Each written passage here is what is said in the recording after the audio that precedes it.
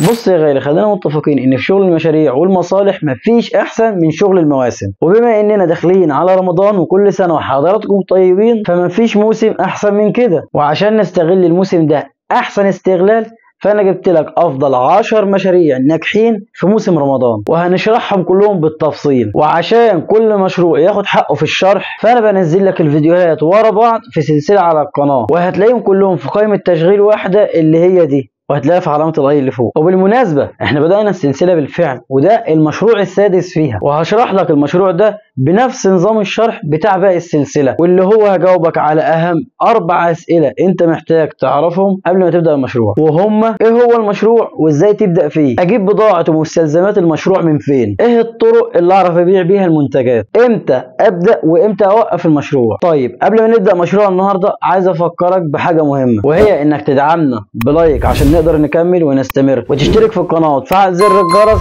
عشان يوصلك كل الفيديوهات بتاع بقيه السلسله لحد عندك وانت زي الباشا. وتعالى عشان نبدا مشروع النهارده، ونروح لاول سؤال، وهو ايه هو المشروع وازاي ابدا فيه. اولا المشروع هو ملابس اطفال للعيد، وركز قوي معايا الله يبارك لك في نقطه العيد دي، لان ملابس الاطفال عباره عن بحر واسع جدا جدا، واحنا هنا جايين نركز على نقطه الموسم اللي هي لبس العيد. طيب حد هيجي يسالني اشمعنى لبس الاطفال؟ ليه ما قلتش لبس العيد وسبت الموضوع مفتوح لكل الاعمار؟ هقول لك لا، لان وارد الاب او الام او الشباب حتى نفسهم يكسلوا انهم يجيبوا لبس مخصوص للعيد، او ممكن تكون الظروف الماديه مش احسن حاجه، فده برضه سبب يخليهم ما يجيبوش لبس العيد. اما بخصوص الاطفال فالموضوع بيبقى ضروري قوي، ومحدش بيحب يزعل اطفاله في النقطه دي، فهتلاقي الاب او الام بيحرصوا ومهتمين قوي انهم يجيبوا لبس العيد لاطفالهم. فعشان النقطه دي انا بقول لك خليك في لبس الاطفال. طيب نروح للسؤال الثاني، وهو اجيب البضاعه من فين؟ اجيب من المصانع ولا من مكاتب الجمله؟ بص يا غالي، هو المصنع هتاخد منه القطعه بسعر ارخص، بس في نفس الوقت هيجبرك انك تاخد كميه من كل صنف، وده مش مناسب معانا خالص، فبكده احنا هنروح وبدون تفكير لمكاتب الجمله. طيب ازاي اختار مكتب الجمله المناسب؟ هقول لك ان دي محتاجه منك مجهود شويه، لانك محتاج نقطتين مهمين قوي يكونوا موجودين في المكتب اللي هتتعامل معاه، وهم ان يكون سعره ممتاز، وانه يتسهل معاك في الكميات اللي هتاخدها، بمعنى انه يديك مثلا ربع دستة او نص دستة بالكتير من كل صنف، لان هو ده اللي هيعمل معاك تشكيله كويسه. طيب اعرف ازاي ان المكتب ده اسعاره احسن وان نظامه افضل من غيره؟ هقول لك على كذا طريقه. اولهم ان اغلب المكاتب عندهم قناه على التليجرام بينزلوا عليها الشغل بتاعهم بالاسعار، ادخل وشوف الاسعار وقارن بنفسك. طيب اوصل ازاي للقنوات دي؟ هقول لك اعمل بحث على جوجل واكتب فيه جروبات تليجرام لمكاتب الملابس في المنطقه كذا. تاني طريقه انك تعرف مكان المكاتب اللي هتجيب منها، وتروح لحد عندهم وتنزل وتلف وتشوف الشغل على ارض الواقع، وتحاول تتفق وتتكلم مع كذا حد، واللي انت هتشوفه احسن ليك اشتغل معاه، بس حاول تلف على الاسعار لفه كويسه عشان ما يضحكش عليك فيها. وبرضه اللي هتجيب منه حاول تتفق معاه على نظام المرتجع، عشان لو في قطعه فيها مشكله، او لو في نهايه الموسم اتفضل معاك حاجه وانت حابب ترجعها. وركز قوي الله يبارك لك عشان نقطه المرتجع دي مهمه جدا. طيب ايه هي افضل الاماكن اللي اجيب منها؟ هقول لك على 3 اماكن، وهم المكاتب اللي في العتبه، والمكاتب اللي في رمسيس،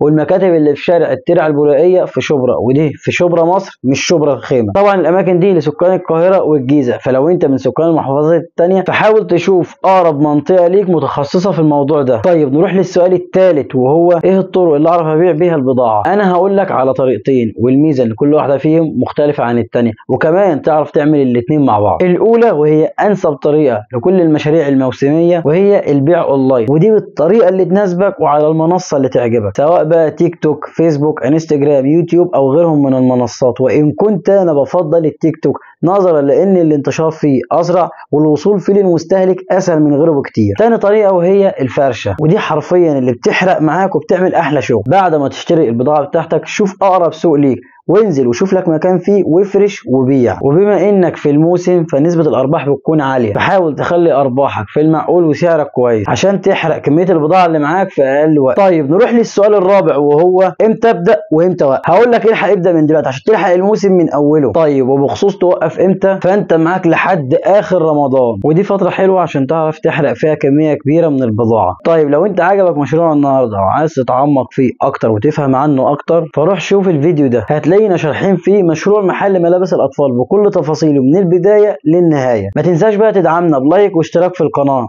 سلام.